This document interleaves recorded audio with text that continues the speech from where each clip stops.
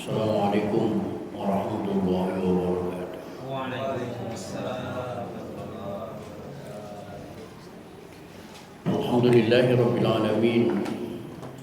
Wassalatu wassalamu ala asyrafil anbiya'i wal mursalin.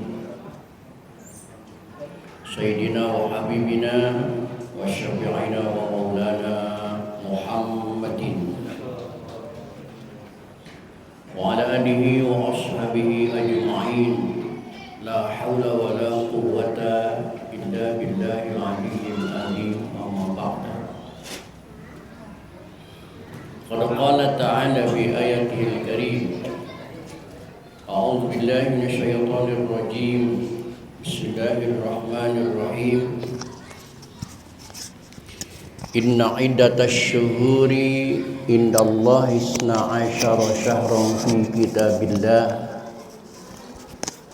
yauma khalaqas samawati wal ard minha arba'atun hurum ila akhiril ayat.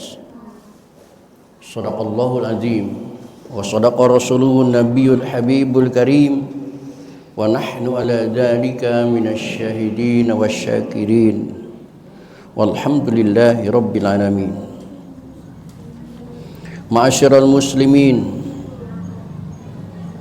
bapak-bapak dan ibu-ibu segenap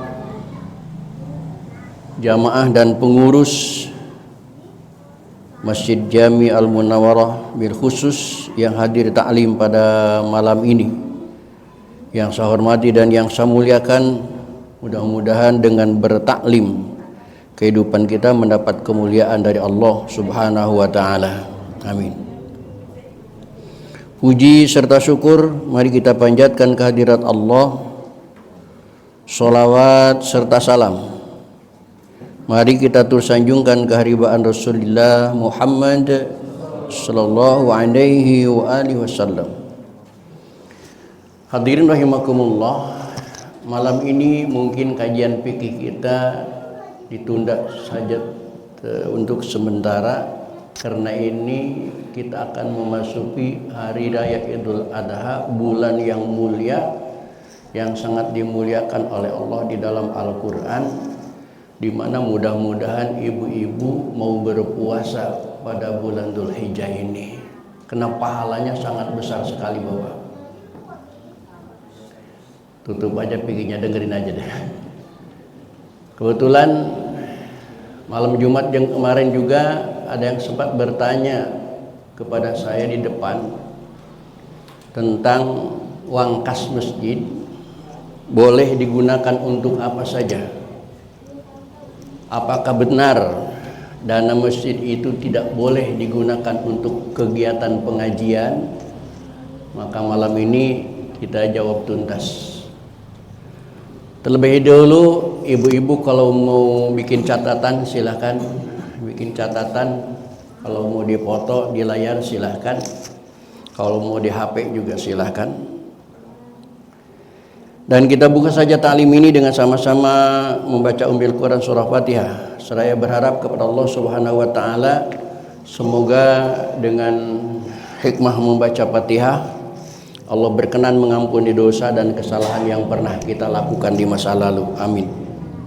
Terutama untuk kedua orang tua kita, keluarga kita, saudara-saudara kita muslim dan muslimat yang sebagian besar mereka sudah ada di alam barzakh. Semoga diampuni semua dosa dan kesalahannya oleh Allah dan terima amal ibadahnya oleh Allah Subhanahu wa taala.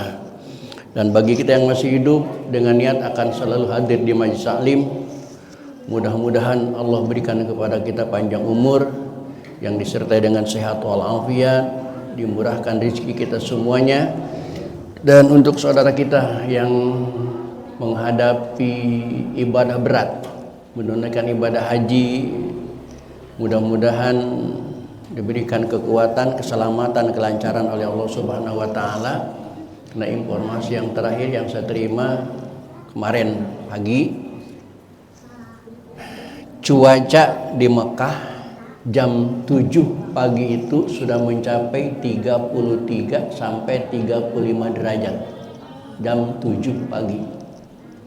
Jam 12 siang sampai mencapai 45 derajat. diperkirakan puncaknya hari Ahad nanti mereka wukuf hari Ahad itu sampai 48 sampai 50 derajat. Subhanallah. Mudah-mudahan mereka diberikan kesabaran oleh Allah Subhanahu wa taala. Dan untuk saudara kita yang ada di Palestina yang mempertahankan diri dari serangan genosida, mudah-mudahan diberikan ketabahan, kesabaran dan kemenangan oleh Allah Subhanahu wa taala. Bisyafaati Rasulillah wa bi barakati pada tafsir wa bisiril Fatihah. A'udzu billahi minasyaitonir rajim. Bismillahirrahmanirrahim. Alhamdulillahi rabbil alamin. Arrahmanir rahim. Maliki yaumiddin. Iyyaka na'budu wa iyyaka nasta'in. Ihdinas siratal mustaqim. Siratal ladzina an'amta 'alaihim ghairil maghdubi 'alaihim waladdallin.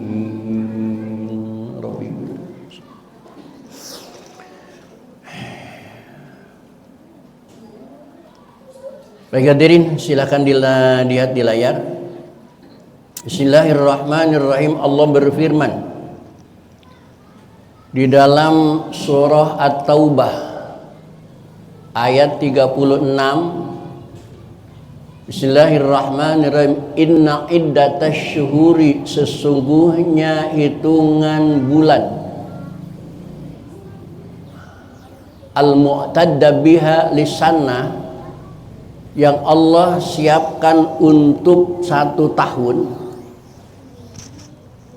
Indallah, menurut Allah, isna asyara syahron, itu hanya ada 12 bulan. Dalam 1 tahun jumlah bulan hanya 12. Walaupun pada perjalanan alam di tahun-tahun sebelum Nabi Muhammad SAW di zaman jahiliyah, bulan ini dirubah oleh orang-orang musyrik, oleh orang-orang Yahudi, oleh orang-orang Nasrani. Jumlah bulan itu sampai 14 bulan dan 15 bulan karena kepentingan kelompok mereka. Ketika Nabi Muhammad SAW diutus oleh Allah Subhanahu wa taala, dikembalikan lagi menjadi 12 bulan, baik menggunakan bulan Qamariyah, Muharram, Safar, baik menggunakan bulan Syamsiyah, Januari, Februari, jumlahnya 12.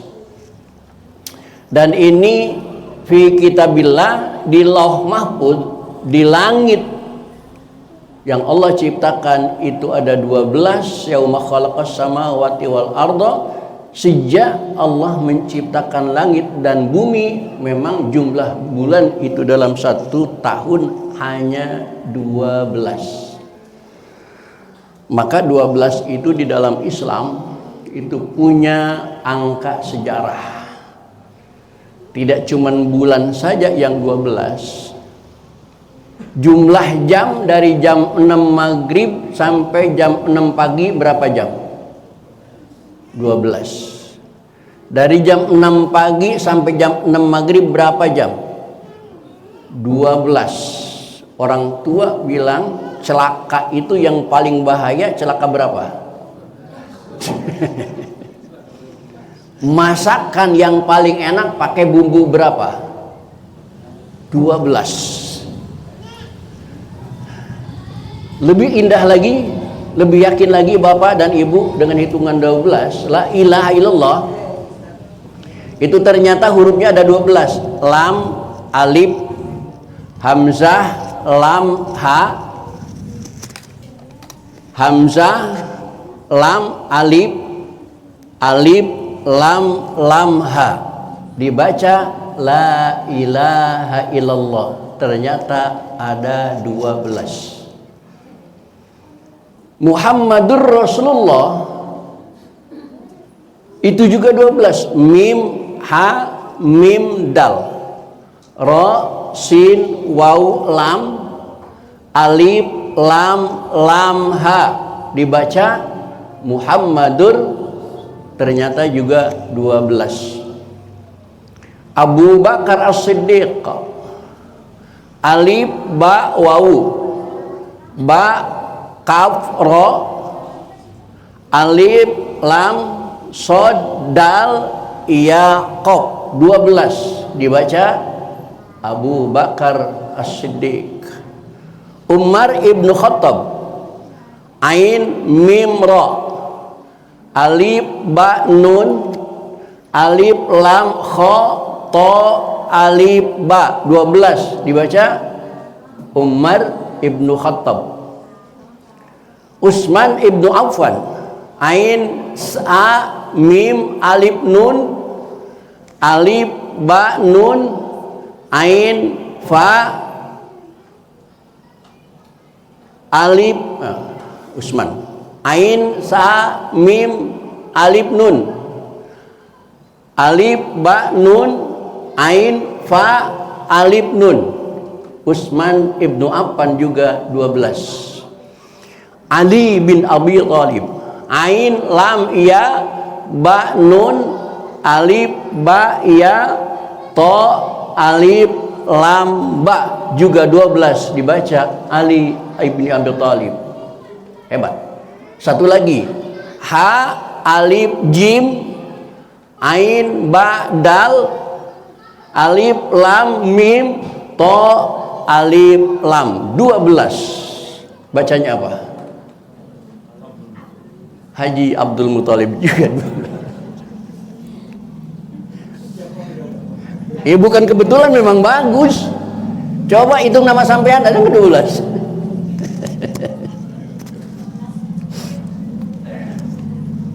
Nah, udah jangan dibahas lah. Kenapa? Haji Taufik enggak jadi enggak.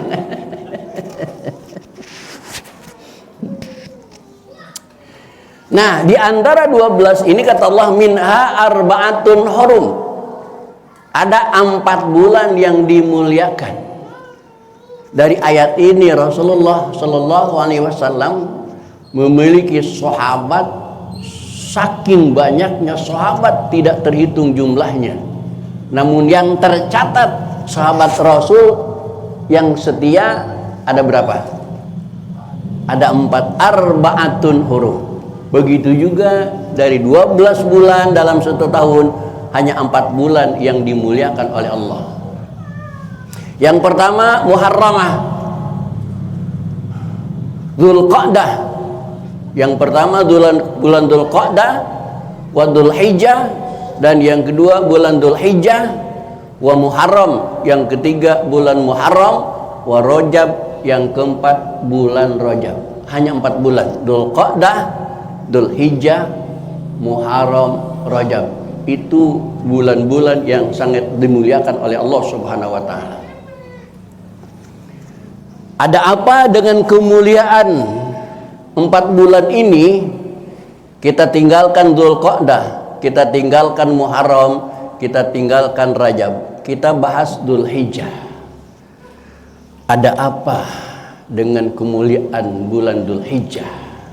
Subhanallah. Bulan Dzulhijjah kemuliaannya diantaranya adanya Idul Akbar, lebaran besar, Idul Adha. Di bulan Dzulhijjah adanya perintah kurban. Di bulan Dzulhijjah juga sejarahnya pemotongan anak semata wayang yang bernama Ismail alaihissalam oleh ayahandanya bernama Ibrahim alaihissalam. Dan masih banyak kemuliaan-kemuliaan yang lainnya yang terdapat di bulan Rajab. Bahkan ulama-ulama terdahulu sangat mendambakan adanya bulan-bulan Rajab, karena bulan Rajab adalah bulan yang istimewa. Di antaranya di dalam sebuah kitab dinyatakan puasa bulan Dzulhijjah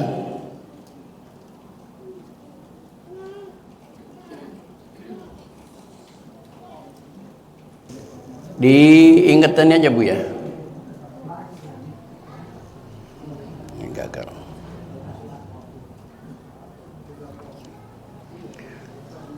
Puasa tanggal 1 Dzulhijjah.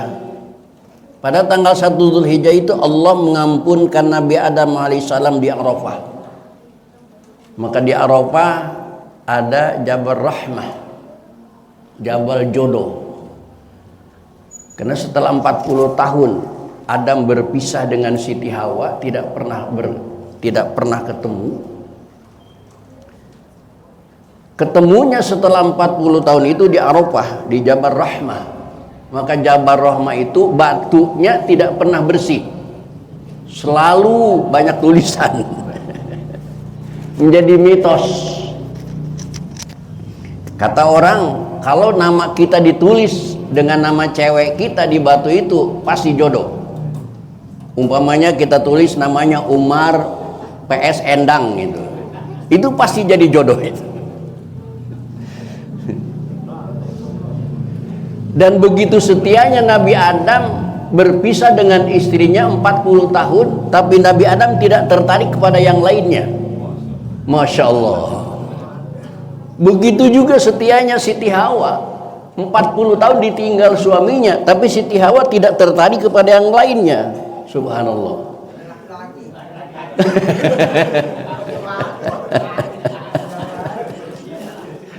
Ketebak juga ya.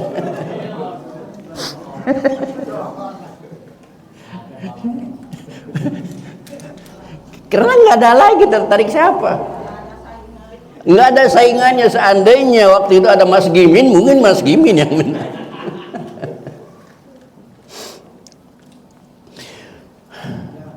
Maka barang siapa yang berpuasa di hari itu akan diampuni dosa-dosanya oleh Allah Subhanahu wa taala. Tanggal 2 Dzulhijjah Allah mengabulkan doa Nabi Yunus alaihissalam dan mengeluarkannya dari perut ikan Nun.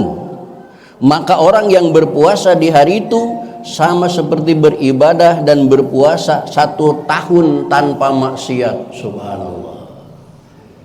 Bisa enggak Bapak dan Ibu ibadah 1 tahun tanpa maksiat? 1 bulan tanpa maksiat? Jangankan 1 bulan, 1 hari tanpa maksiat sulit di Muara Baru ini, pada khususnya di Jakarta ini. Begitu keluar rumah, paha sudah pamer-pamer di pinggir. Dilihat, dosa nggak dilihat. Tanggal 3 Dzulhijjah Allah mengabulkan doa Nabi Zakaria alaihissalam. Maka orang yang berpuasa di hari itu akan dikabulkan doa-doanya oleh Allah Subhanahu wa taala.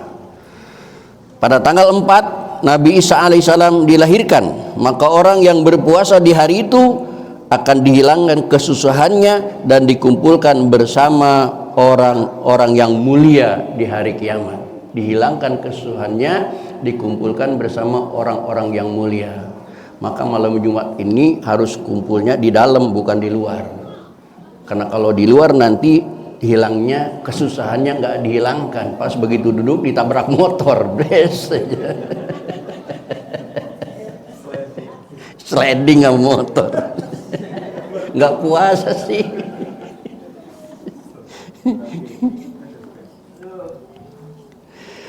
Tanggal 5 Dzulhijjah Nabi Musa dilahirkan oleh Allah. Nabi Musa dilahirkan. Maka barang siapa yang berpuasa di hari itu akan terlepas dari sifat-sifat munafik dan siksa kubur. Tanggal 6 Dzulhijjah Allah membukakan pintu kebaikan semua nabi.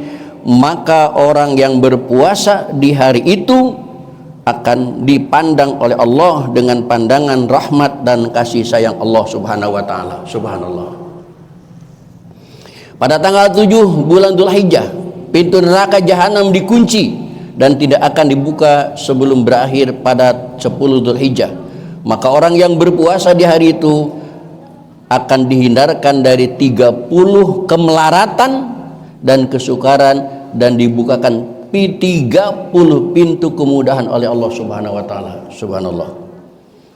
Pada tanggal 8 Dzulhijjah disebut hari Tarwiyah, hari di mana Nabi Allah Ibrahim bermimpi bertemu dengan Allah. Namun dalam mimpinya Nabi Ibrahim diperintahkan untuk menyembelih putranya yang bernama Ismail. Pertama mimpi, Nabi Ibrahim tidak percaya. Masa Allah memerintahkan memotong anak? Kedua kali mimpi belum percaya. Ketiga kali mimpi baru percaya. Maka hari tanggal 8 itu disebut hari Tarwiyah. Maka berpuasa di hari Tarwiyah sama menghapus dosa yang dibuat setahun yang lalu. Subhanallah. Sabtu kalau nggak salah Tarwiyahnya. Selanjutnya hari Arafah. Arafah artinya Ibrahim ngerti. Ma'ariftu Rabbi, laula murabbi ma'ariftu Rabbi. Kalau tidak ada guru, aku tidak akan tahu Tuhanku. Arif itu mengerti, Arafah itu mengerti. Arafah dalam puasa itu tidak ada hubungan dengan padang Arafah bab haji, bukan, tidak ada hubungan.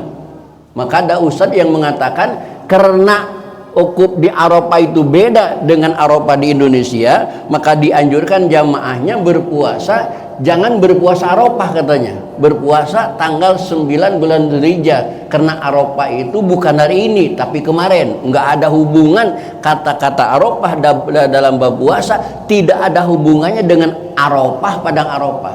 Hubungannya Arafah dengan puasa adalah sangat erat dengan mimpinya Nabi Allah Ibrahim, karena hari itu Ibrahim baru Arafah, baru tahu bahwa benar-benar itu mimpi dari Allah Subhanahu wa taala. Dan besoknya eksekusi, Nabi Ibrahim langsung menyembelih putra semata wayangnya yang bernama Ismail alaihissalam.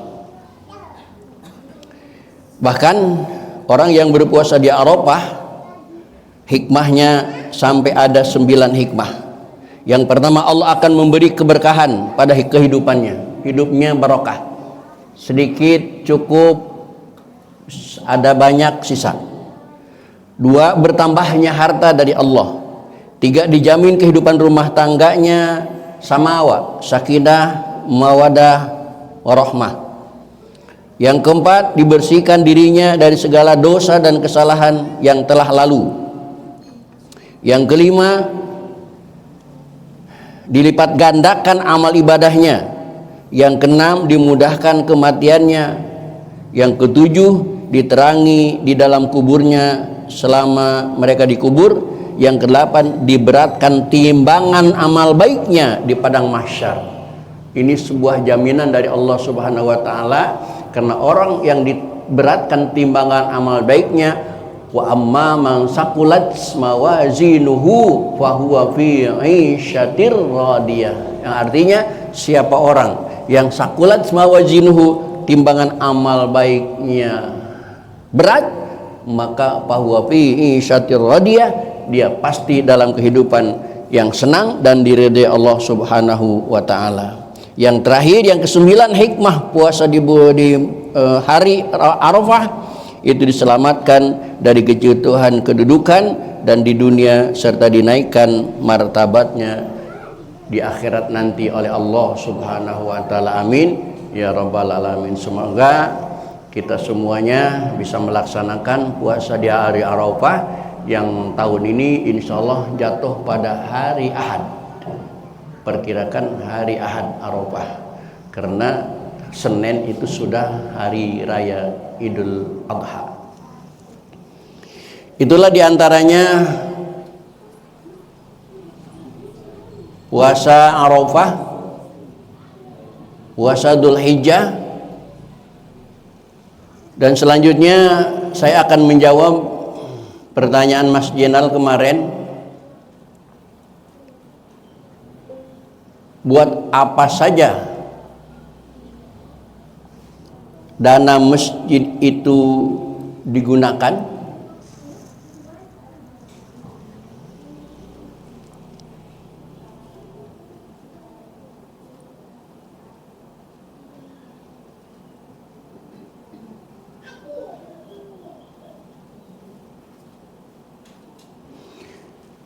di dalam kitab Bughyatul Murtasyidin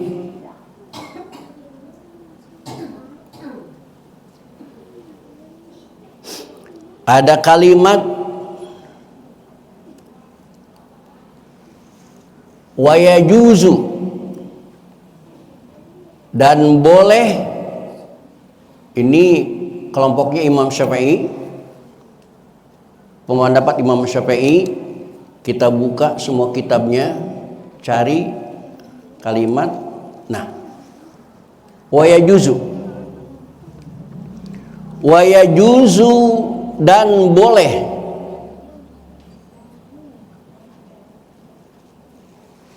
Bal yundabu, malah disunahkan. Lil qaimi, bagi pengurus masjid,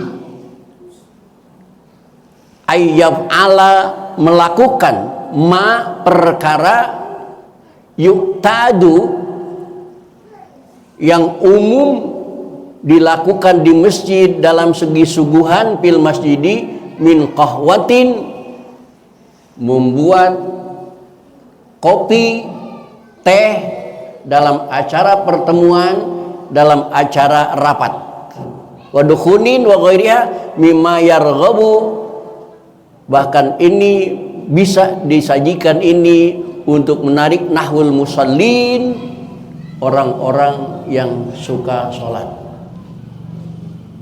Maka di Pasar Peluit yang binaan saya itu, kalau hari Jumat disediakan di depan masjid itu dispenser, yang tehnya sudah jadi, gelasnya gelas plastik, di dispensernya ada kopi, gulanya terpisah. Yang mau manis silahkan gulain sendiri, yang tidak manis silahkan ambil kopinya, itu sudah disediakan. Ternyata di sini min qahwatin, silahkan bikin kopi untuk orang-orang yang mau sholat, dipersilahkan.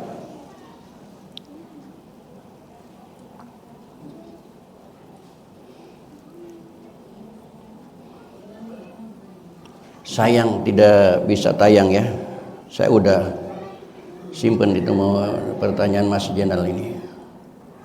Kesimpulannya, lantas bagaimana uang kotak amal digunakan untuk membiayai pengajian rutin di dalam masjid? Apakah boleh? Kitab Fatawi Bifadl menjelaskan bahwa kita boleh mengalokasikan hasil dari wakaf masjid untuk pengajian kitab-kitab fikih. Sebab pembacaan kitab fikih di masjid sama halnya dengan membaca Al-Quran, yang mana tersebut termasuk perilaku menghidupkan masjid. Arada jama'ut min talabil ulama ilmi ihya'u baina isyaini fi liqirati badil kutubi. Ini dari sini bisa kita simpulkan, menarik kesimpulan bahwa boleh bagi takmir masjid mengalokasikan uang kotak untuk keperluan yang disebutkan di atas. Ini hasil bahsul masail waktu NU di Jombang. Jadi perbolehkan. Apalagi untuk pengajian, untuk sekadar orang semangat berjamaah, dibikinin kopi, dibikinin teh dari uang kotak masjid, itu diperbolehkan. Jawabannya ada di dalam kitab Bughyatul Murtasyidin halaman 132.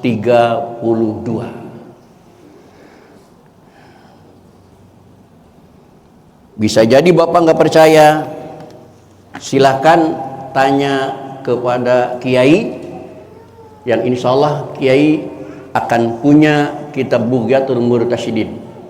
Tapi mohon jangan bertanya kepada sembarang ustadz ya. Ustadz bagaimana, boleh nggak? Ustadz nanti nggak bisa jawab karena bugiahnya nggak punya. Tapi kalau kiai insya Allah bugiahnya punya. Nah, di dalam kitab Maktabah Syamilah ini di halamannya 132, di dalam kitab kertasnya yang saya buka di rumah saya, ternyata halamannya bukan 132, kitab manualnya halaman 65. Di Maktabah Samilah ternyata halamannya beda dengan kitab manual. Hadirin kaum muslimin rahimakumullah, itu sebagai jawaban saya atas pertanyaan malam Jumat yang kemarin. Dan mohon maaf Bapak dan Ibu, malam ini saya tidak bisa sholat Isya di sini. Kebetulan ada jamaah yang putranya meninggal. Saya harus ikut tahlilan karena sebagai takziah. Ada jamaah yang meninggal. Oleh karena sekali lagi, sekian dan demikian, mohon maaf. Terima kasih. Assalamualaikum warahmatullahi wabarakatuh.